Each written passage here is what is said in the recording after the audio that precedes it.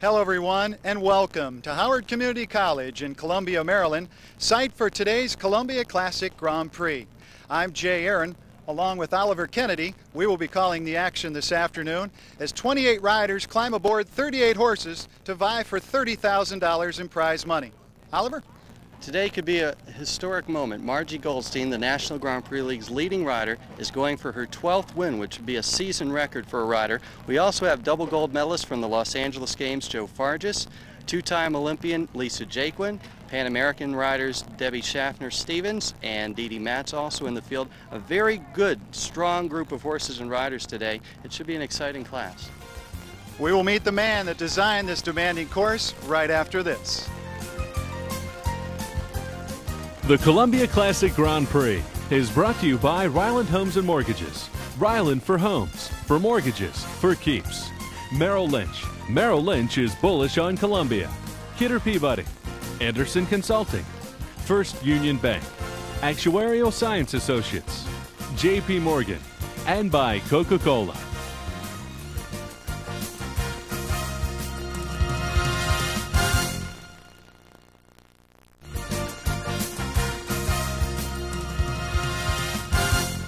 Welcome back, everyone. I'm joined now with our course designer for today's Grand Prix, Alan Reinheimer. Alan, give us a quick overview where you think it's going to be tough out there today. Well, the horses, the first line we have tough is a forced ride up from the Merrill Lynch to the Coke Swedish Auction. That's a tough, demanding line. And then we have a couple high jumps out here, 5-foot verticals. The wall is 5 foot, and the widest jump on the course is 5'6" wide on the end of the ring. And the combination at the end of the ring might be a little tough. The horses might spook away from the crowd a little bit. So there's going to be tough spots all over. And if you got to ride the whole course to get around. And it's a little rolly hills, and it's going to be kind of hard to, if you don't pay attention the whole way, you could mess up and really not. You know, your plan might not come out. How many do you expect clean? Well, I hope to get 8. Would be nice.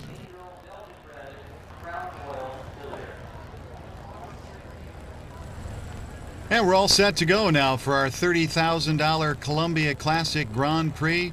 And first to go is Mark Leone aboard Crown Royal Hilaire. Mark, a USCT veteran. For those of you in our viewing audience, the USCT, our United States equestrian team, competing in all the international competition. And in international competitions this year, Mark is having his best year ever of his 13-year career. He's won major competition. He was the top U.S. finisher in the World Cup finals. He won a World Cup qualifying class at the Royal Horse Show in Toronto. And today he's riding a young horse. This one's made just a few Grand Prix starts, a new addition to the Rearm Farm string. The Hilaire has had success on the tour so far, placing at the Sally Hansen Grand Prix during the Hampton Classic Horse Show in Long Island earlier this month.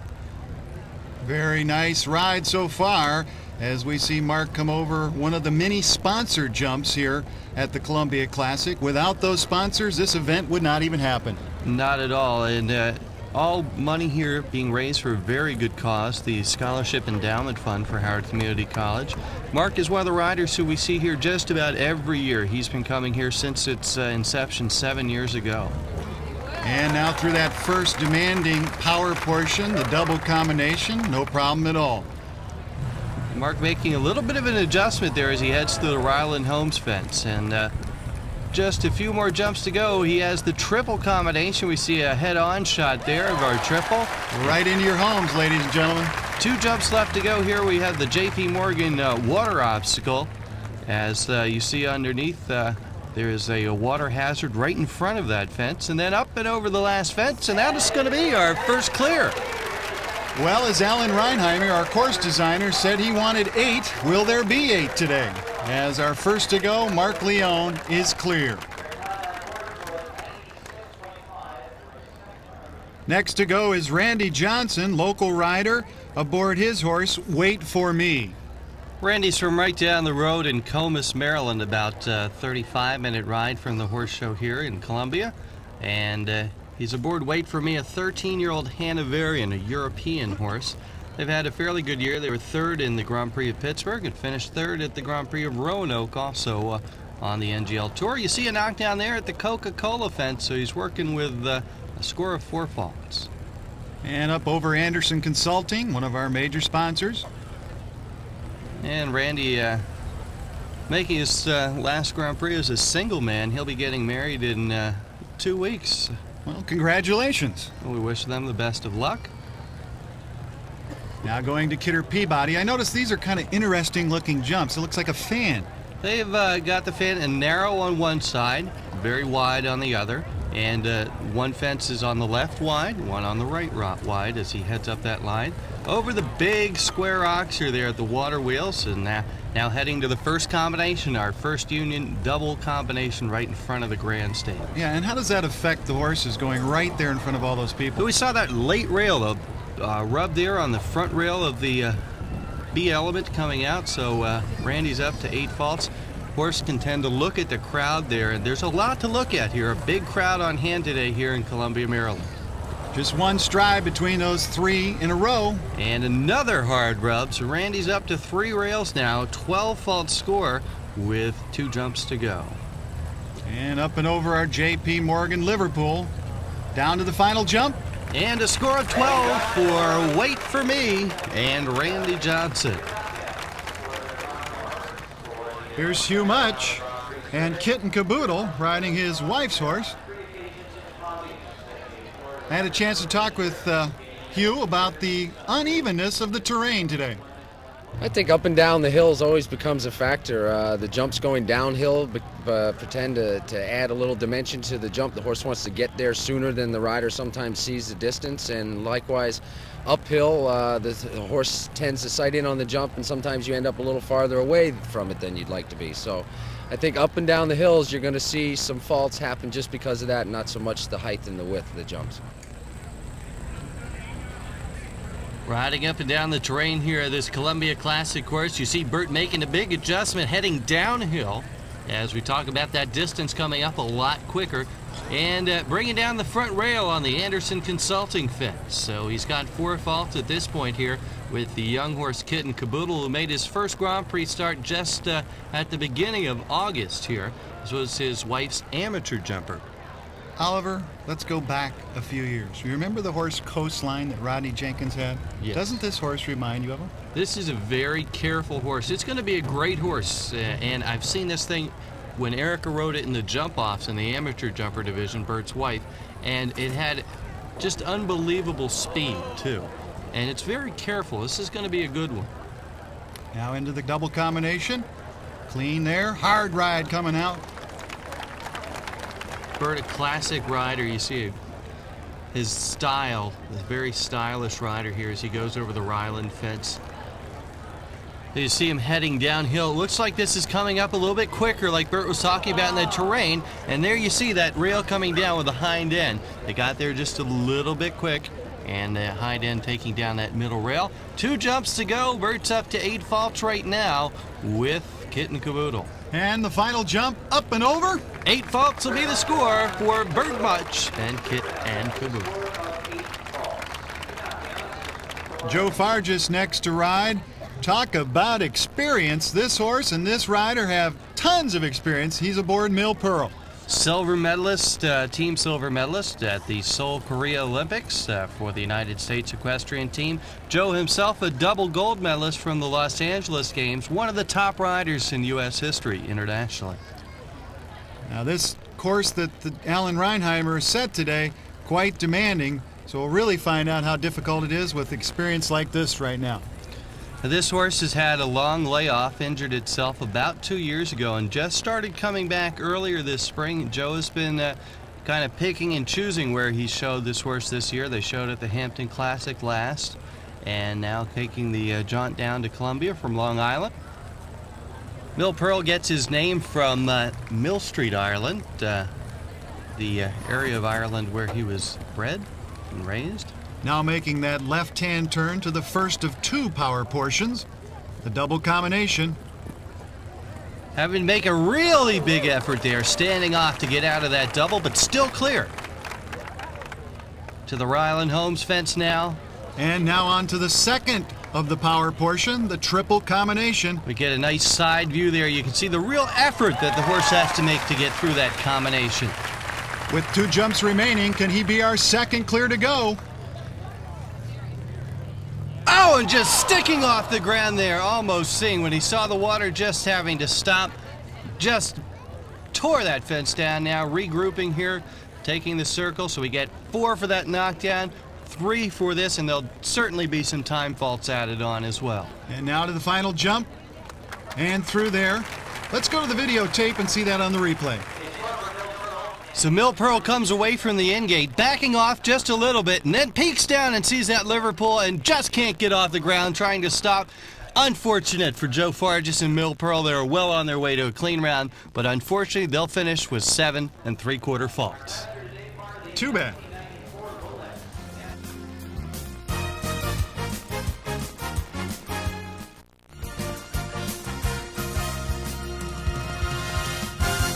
A familiar face at the Columbia Classic Grand Prix, Lori Jacobowskis and her mare, Locked and Loaded, had a chance to speak with Lori about 4 times now. She's come back to compete. Up and down the hills, I think that makes the course ride a lot harder than it is.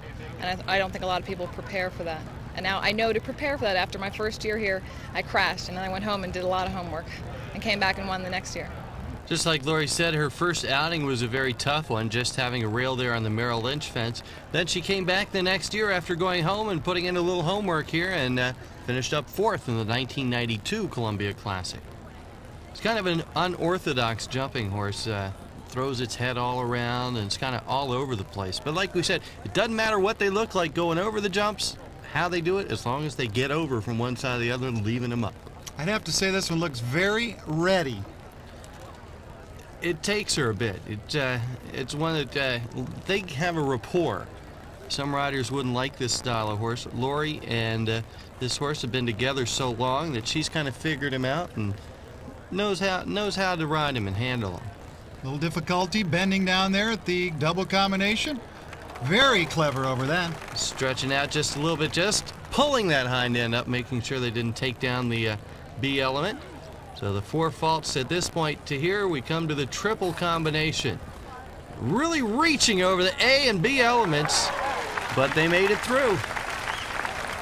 And still playing with the head, making it difficult to handle. Very, very, very tough. Coming away from the end gate there as we come to the J.P. Morgan fence. 1 jump to go, 4 faults for Lori Jacobowskis, and Locked and Loaded, and that will be their final score of 4 faults. Here's Olympic veteran Lisa Jaquin aboard the French stallion Galloway. I had a chance to speak with Lisa about riding a stallion versus a gelding or a mare. Well, your stallions tend to not pay as much attention as your geldings. They tend to be more distracted, and you just have to always stay on top of them. I mean, the geldings tend to have a little bit easier personality, so you just have to be one step ahead of the stallions. You talk about the great experience of Lisa Jaquin. She was team silver medalist at the Seoul Olympics, also a member of the Olympic squad at the Barcelona Games for the United States. One of the top riders competing today. She's just been doing very well with her famous horse For the Moment. And this Galloway, a very young horse, just started in the Grand Prix competitions earlier this summer. Lisa, a great rider. Currently working out of Michael Matz's vintage farm in Collegeville, Pennsylvania. She's originally from Arizona in the Phoenix area. Giving this young horse a very good ride. Absolutely one of my favorite riders of all time. Excellent. Wow, what a kick back there. Really had to make a big effort just to keep that one up and avoid having a bad crash. So now she takes on that big double combination. Real bright over there. Look at the sun. And catching that front rail of the top rail of the end to the double combination for 4 faults at this point for Galloway and Lisa Jaquin. Now heading into that difficult power portion, the triple combination. Boom, boom. All 3 come down. She loses her stirrup. And a hat trick at the triple. She's up to 16 faults now with the 4 rails coming down. And now up and over the J.P. Morgan Liverpool. 1 jump to go. She's up and over. A score of 16 for Lisa Jaquin and Galloway with the 4 rails down. Let's go back to that triple combination. Oliver, what happened? She jumps in and gets a really hard rub coming in. She loses her stirrup right before the second fence, and she does everything she can just to make it all the way through that triple, having each of the top rails down on the way through.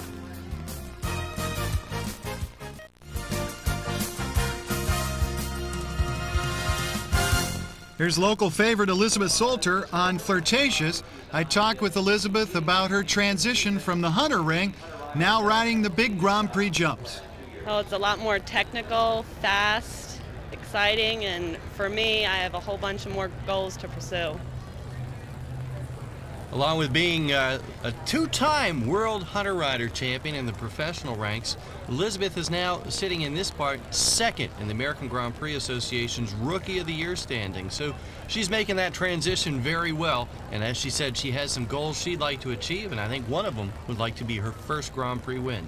She's had a couple of seconds this year, a third and a big fourth place finish last week in Philadelphia at the American Gold Cup. Now this horse appears to be smaller than the ones we've seen so far. How tall is it?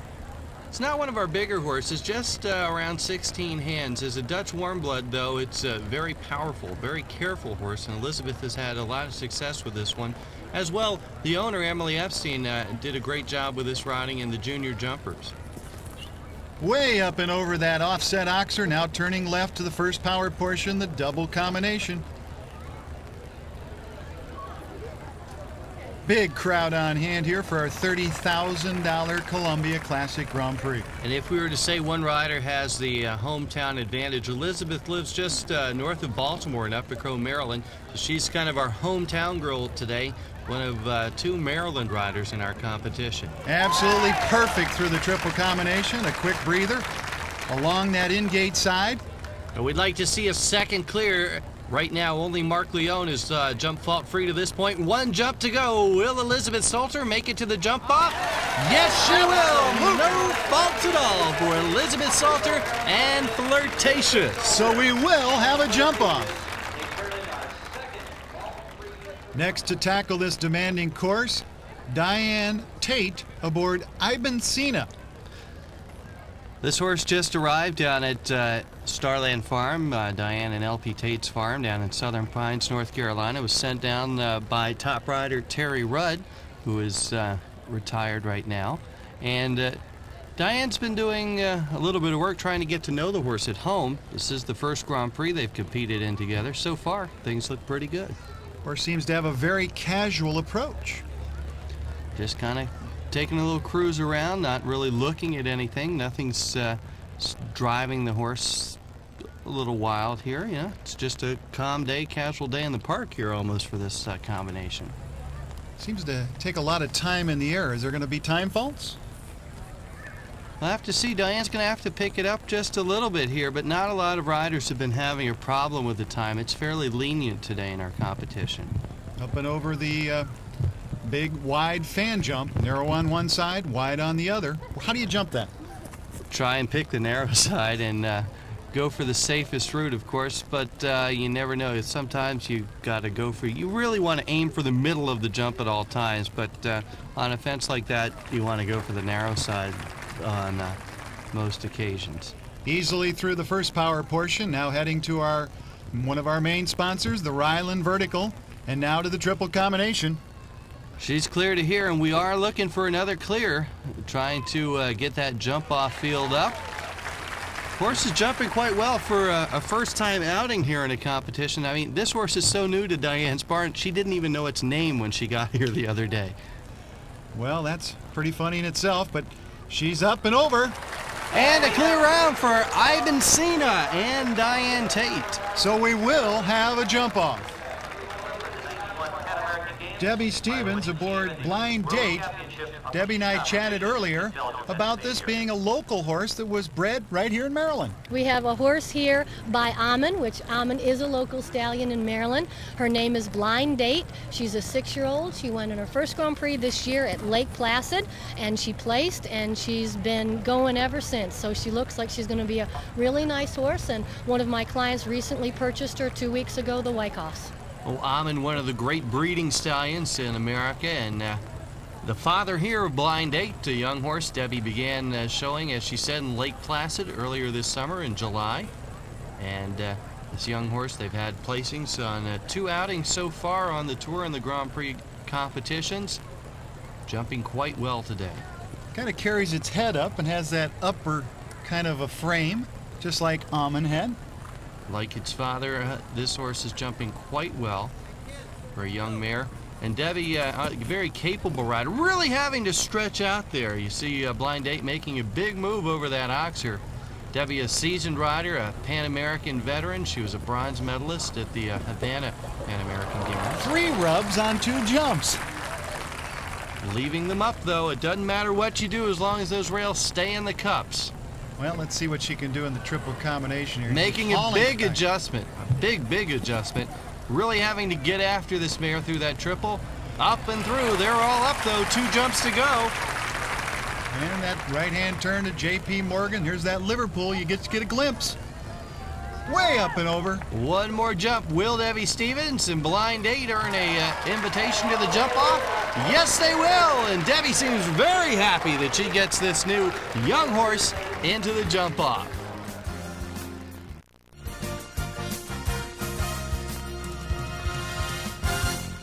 From Collegeville, Pennsylvania, here is Dee Matz and Tashi Ling. Dee was also part of that bronze medal Pan American effort in Havana, Cuba, and she is the wife of the all-time leading money winner in the American Grand Prix show jumping history, Michael Matz. I was talking to Michael before the class. He injured himself, broke his collarbone last week at the Gold Cup in Devon, Pennsylvania. Michael was planning on being with us, but that unfortunate injury took him out of our starting lineup today. But Dee's here representing their vintage farm.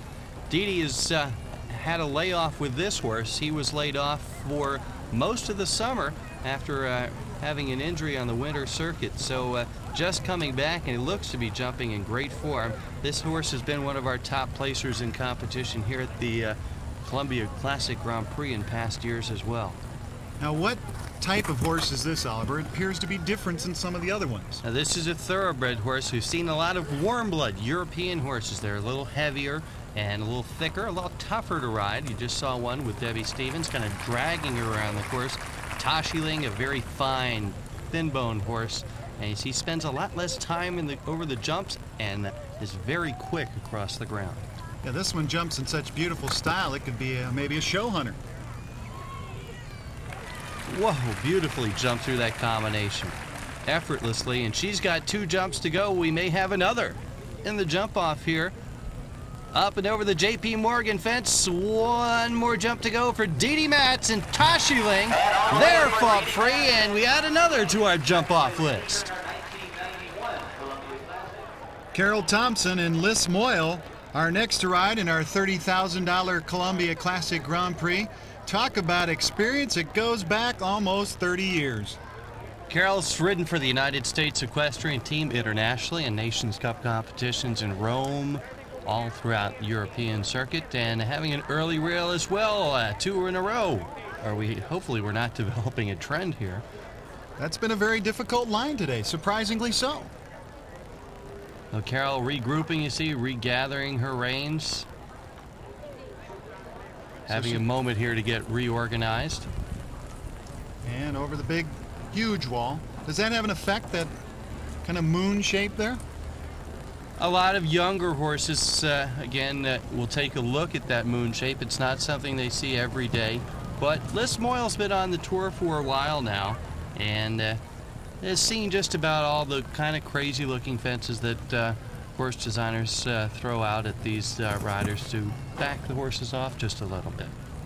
And the left-hand turn along the grandstand side to our first of 2 power portions. A different look now. Big jumps there. Hard rub behind there and coming down the A element, so Carol's early on now got 12 faults. She's only approaching fence number 7 on the course. And here comes the colorful triple combination, the ground level. Again, another rail. So we're up to a total of 16 faults here, and she's just got 2 jumps to go.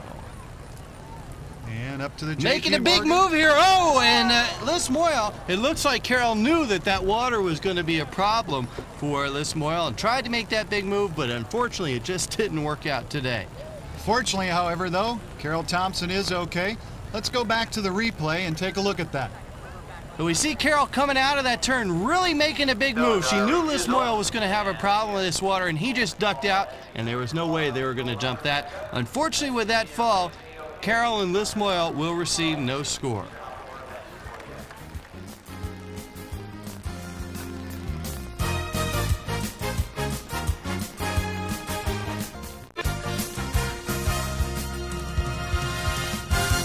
Ian Silich aboard the defending champion, Margot. Ian and I chatted about the pressures of being defending champion. You got to go clean the first time. There's enough. There's enough. The owners, the help, everybody. They all want her to go good again today. We'll see what happens. We will see what happens. She's jumping well. We'll see. Well, just like Ian said, you have to make it to the jump off first before the pressure sets in. That's the all-important part, because you can't win it unless you make the jump off. So right now, Ian's just concentrating on having a clear round here so he can have the right to defend that title. Well, he's on probably one of the most clever horses I've seen. This horse is very, very careful, does not like to touch the jumps. No, there was a time at the end of the 1993 season, Ian and the owners of Margot had a little difference in opinion, and they parted company for a little while, and Tim Grubb rode the horse for a little while, and Olympic rider Laura Kraut rode the horse. Margie Goldstein even put one ride in on the horse in Texas earlier this year, and Ian reunited with the horse this summer, and they won a Grand Prix on the Vermont Tour. So things are back in gear. They're on the winning track again, and we'll see how this horse and rider combination fare here. They're doing quite well, clear to this point as they enter the triple combination. Very clever through there. Doesn't like to touch the jumps. Ian has such a rapport with this horse that no other rider has really been able to grasp at this point. 2 jumps to go. Will our defending champion make the jump off field? Yes, he does. A clean round for Ian Silich and Margot. They will be back to defend their crown. Debbie Stevens returns now for her second ride, this time on Pacifica. Debbie already has one in the jump off in Blind Date, and now she's on the young horse Pacifica. Well, we say the young horse, this is a very good up-and-coming prospect for Debbie. She purchased this horse from Chuck Waters. It was the winner of the International Jumper Futurity a few years back, and showing great promise here as a Grand Prix horse. Well, she's got an expert rider, that's for sure. Pacifica, way up and over that big wall. And the horse's owners, Journey's End Farm and the Fortes, were very happy earlier today in their daughter Amanda Forte was the winner of the Junior Amateur Classic. So they've already had success here at the Columbia Classic, winning the Merrill Lynch Junior Amateur Classic earlier in our afternoon's competition. And now the trainer takes her turn with another Journey's End horse. Heading to that power portion we talked about. Hard rub there, it stays up. Another hard rub on the back rail. And here comes the Ryland Homes jump, one of our major sponsors. Easily over that. Well, now we'll see Debbie set it up for that demanding triple combination. Up and over the B element. Now she's going over the C element. This young horse is jumping great here today. 2 jumps to go. Doesn't look like an inexperienced one to me. Heading home, final jump. Debbie Stevens qualifies her second mount for the jump off. She has 2 now in Blind Date, and now she adds Pacifica to the jump off list. A combination missing from Grand Prix action for quite some time. Margie Goldstein and Salute 2. I had a chance to speak with Margie about the absence of seeing Salute in competition. The heat might affect him a little bit. I've been showing him a little bit, but he's still not up to par. He was out for almost 3 years with an injury from the breeding, and he's still a trier no matter what, but he's still not quite up to par what he was before. So Salute and Margie are back and going strong here on the Grand Prix circuit.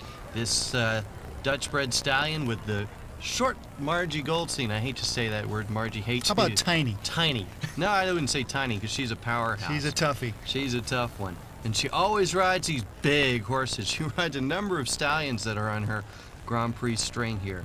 Well, you know, they always say about jockeys, pound for pound, probably the toughest, strongest individuals going. She could fall in that category. She is one of the toughest riders I would say I've seen on the Grand Prix Tour, and she has a drive to win that no one else can match. I'll tell you what, folks at home, if this lady gets in the jump off, we've got Ian Silich already in the jump off.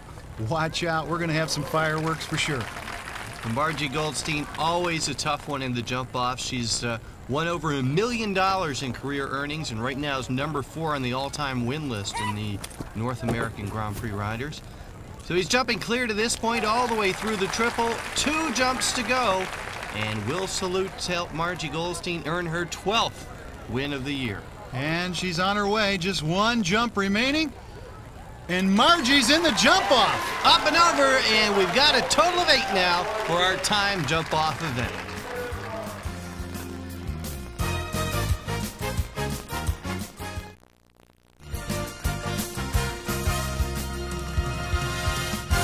We have 8 to return for our exciting jump off. Alan Reinheimer's joined us once again. Alan, give us the jump off. Well, we started on a different first fence as the Anderson Consultants, which was original fence 4. Left-hand turn over the wall, the SAS wall. Right-hand turn back over the fan to the Kidder Peabody. And then a right-hand turn over fence 10, which is the Ryland Homes. And then we'll do the in and out on the end again, the First Union.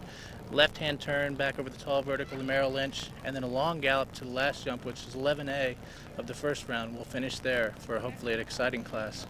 I think you're right. I think it'll be very exciting. Let's find out.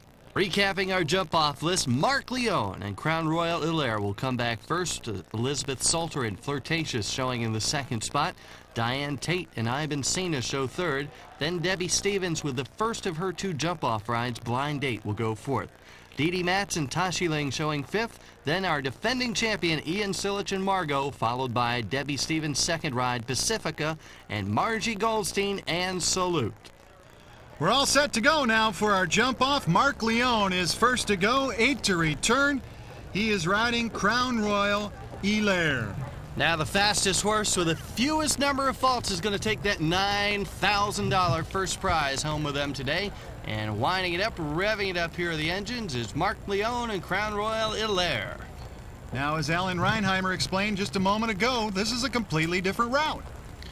Yes, they've got a shortened route, and now they've got to go a lot faster. We've taken a bunch of fences out of the way here, and we've seen a few new approaches to jumps now as Mark moves to the Ryland Homes fence, making an adjustment here. And the hind rub, that fence drops down, so he's got 4 faults right now. So he's going to have to keep the pace moving because they will have time involved here. And up and over the double combination, that's still in the jump off. So Mark picks it up. He doesn't want to move too fast with this young horse because it's going to be a nice one in the future, but he moves up just a little bit as he heads to that last fence, the Sailboat Oxer. He's up and over with 4 faults, and the time is 45.044. Let's go back and see that on the replay. So he comes down, and we see him making that approach to the Ryland fence, and just the unlucky hind rub rolling that jump off. Next to challenge in the Columbia Classic Grand Prix jump off, here is local favorite Elizabeth Salter and Flirtatious. Right up the road in Upper Co, Maryland is where Elizabeth Salter calls her home. She rides Flirtatious right now. She's up in the American Grand Prix Association's Rookie of the Year standings, sitting in 2nd place right now, and she's going to make a big move here. She's really been an exciting rider here in her first year on the Grand Prix Tour. And she's winding up, ready to get it in gear. A long run to the first jump. And way up and over the Anderson Consulting jump. This horse is very careful. I love watching Elizabeth ride this one. She does such a great job in the Hunter ring, but she's really been a great one to watch here in the Grand Prix.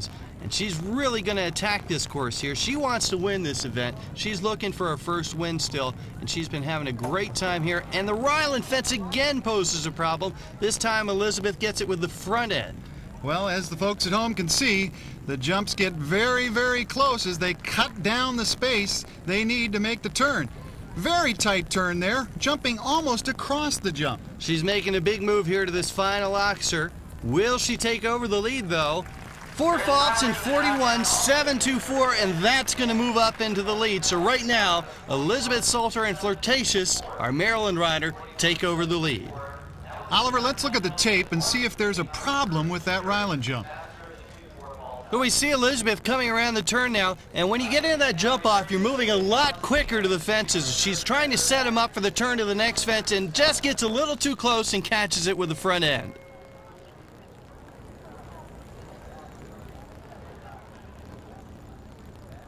Our lone entry from North Carolina in the jump-off here is Diane Tate and Iben Sina. Again, you got to remember, this is a new horse that Diane has never ridden before in her first jump-off in her first Grand Prix. A very scopy horse. She made a great turn back to that fence. The one thing I did notice in the first round, however, Oliver, is the horse is very slow in the air. Isn't that going to be a problem? This horse spends a lot of time in the air, so Diane's really having to make up time between the fences to make up for the time in the air the horse spends over the fences. Of course, her goal right now is to be the first clear.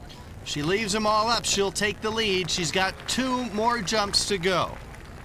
Making that big left-hand turn, Merrill Lynch, one of our good sponsors. 1 jump to go, and Diane Tate and Iben Sina could take over the lead here in the Columbia Classic. She sets him up. She's clear. And yes, she is our first clear. 47.822 is the time, and that is our new class leader. Here's Debbie Stevens on her first of 2 rides in the jump-off, this time on Blind Date. Both of Debbie's horses are very young and in the early stages of their development here as Grand Prix horses, so we'll see how she plays it here in this jump-off. She could go and try and catch Diane, or she can try and go for a careful clear.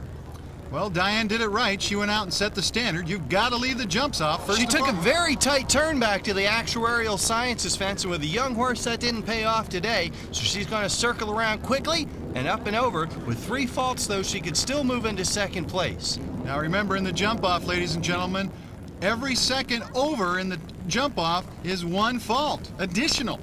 Now those time penalties much more costly, and the knockdown now, she's up to 7 faults. And she's starting to slow it down, getting a little bit more organized, reorganizing herself here in our jump-off. Jumping way up over the B element of that combination, but Debbie now doing a little training here. She realizes right now at this point she's not going to be the winner, so she wants to make sure this horse has an experience, a learning experience out of this. Coming to that last fence and finishing up with 7 jumping and 4 time penalties, 11 fault total, and 51.919. Dee Dee Matz and her horse, Tashiling, the thoroughbred, the fast one. This horse is very quick across the ground and very quick over the jumps. Doesn't spend a lot of time in the air. We'll see Dee Dee move up a little bit. She needs to beat that time from Diane Tate of 47.822. A great turn, kick way up over the top of that. Now this horse is really looking back in top form. It's only his first Grand Prix back after being out for almost 6 months. There's the Ryland jump, caused so many problems, and not a problem for Dee Dee. Oh, Tashiling and Dee Dee Matz now gets set up to jump that first union combination. Jumping great, really picking up that front end. And now just 2 jumps remaining. The hard turn right across that. She just sliced right across that. She's going to have a much quicker time than Diane Tate. She's up and over and clear in 43.955, taking over the class lead. That was very fast. This could be the one. Well, ladies and gentlemen, here's the situation. We have the defending champion back, Ian Silich and Margot. What kind of pressure is on him? Dee Dee put in a very fast time of 43.955. But as we said, Tashiling is very quick over the jumps. This horse spends even less time in the air. So we'll see how Ian can be. If this one leaves them all up, it usually is the winner. Boy, I don't know if I could handle this kind of pressure. Coming back, defending your championship, he's already going faster. Up and over the Anderson Consulting, Oxer. A good cutback. He's setting himself up great for this wall. Oh, and he gets that hind rub, pulling a block off. 4 faults right now for Ian, and then bouncing off the Kidder Peabody's top rail. 8 faults, so now we're going to regroup and try and see what we can do for the rest of this course. Well, too bad. He was looking like he might be a double winner 2 years in a row, but not to be. Now up and over the double combination, 2 jumps remaining. Being a repeat winner in a Grand Prix is a very tough feat. There are a lot of classes that offer major bonuses if you can do it 2 times in a row. So let's see as Ian comes to that last fence. He's got 8 faults, and the time is 43.637 seconds. Let's go back to that wall and see how that block came off. So you see Ian taking that great cut. He's really moving quickly and just catching with that hind leg, pulling the block off. And now he makes that move up to the next fence, the Kidder Peabody fan, and just bouncing it. He got a little discombobulated with that wall, and Ian was trying to make up that time to be the faster four-faulter, and it didn't pay off. Debbie Stevens in her final chance for the $30,000. Here she is aboard Pacifica, another gray horse. This is the third of 4 grays in our jump-off field out of 8 horses. That's rather rare in a competition. She comes back in a good cut, but the wall again is a problem for Debbie today. 2 blocks come down, 4-fault score, so she'll pick it up now. Again, time separates the people with equal faults, so if she's faster, she could still take a piece of this top prize money home. Okay, here's that power portion. Sets up for it. Easily over both of those. Oh, flawless jumping there. Horse is jumping great. Unfortunately, it's a young horse and not used to that big, tough cut. But if it's going to be a winner later on in its career, it's going to have to start practicing that now. She kicks it in gear. Final jump, up and over. 4 faults the score in 45.006. And right now, that is the second fastest of the 4 faulters and in 4th place. Let's set the stage. Margie Goldstein, probably on the best horse of the 80s and 90s, Salute 2, 3-year layoff, sitting in the driver's seat. Is there any more pressure? Margie handles pressure better than anybody. She's got 11 wins already this year. If she wins this one, it'll be a new record. No rider has ever won 12 Grand Prix in one season. She's already, oh, look at this cut, my goodness. She's really moving. She's not moving, she's flying. Look at her kicking in gear. Let's see this cut here. Wow! Salute really looks like he's coming back now. I mean, she said he's been at about 50 to 60% of his normal self. But he's jumping great today, giving it his all for Margie. Just 2 jumps left. Can she win it all? She's flying now. Look at her. Margie senses that win. She's moving for it. Yes! Margie does it. 39.854. Can you believe it? A record-setting 12th win for Margie Goldstein and Salute. I'd have to say this horse is back. What do you think? Looks great to me. We'll be back and meet the winner of the $30,000 Columbia Classic Grand Prix right after this.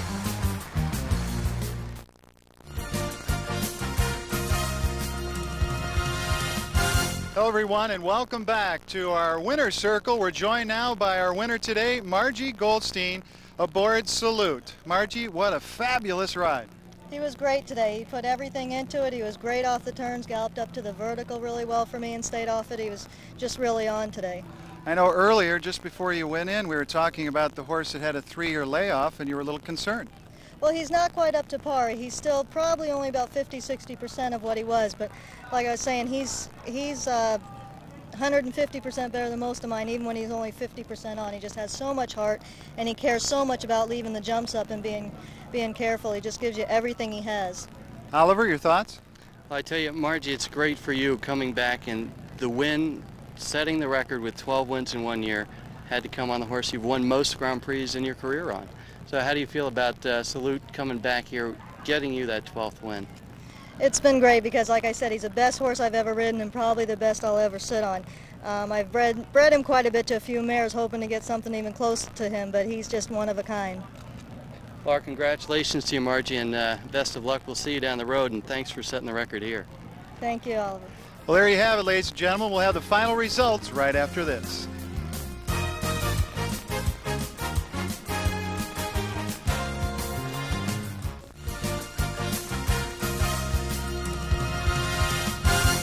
Final standings now for our $30,000 Columbia Classic Grand Prix. Your grand champion is Margie Goldstein and the Gray Stallion Salute 2. Second place went to Dee Dee Matz and Tashi Ling. Third was Diane Tate aboard Ivan Sina. Fourth, Elizabeth Salter in Flirtatious. Fifth, Debbie Stevens aboard Pacifica. Mark Leone and Crown Royal Hilaire was sixth. Ian Sillage, the defending champion, ended up in seventh on Margot, and rounding out the final 8, Debbie Stevens in Blind Date in the 8th spot. Another marvelous day of show jumping here in Columbia, Maryland. Oliver, your thoughts? Well, I tell you, the 1994 edition of the Columbia Classic has to be the best one ever. Enters the record books not only as the class that Margie won her 12th win at, but as the largest starting field we've ever had here. Well, there you have it, everyone. Until next time, this is Jay Aaron for Oliver Kennedy saying so long.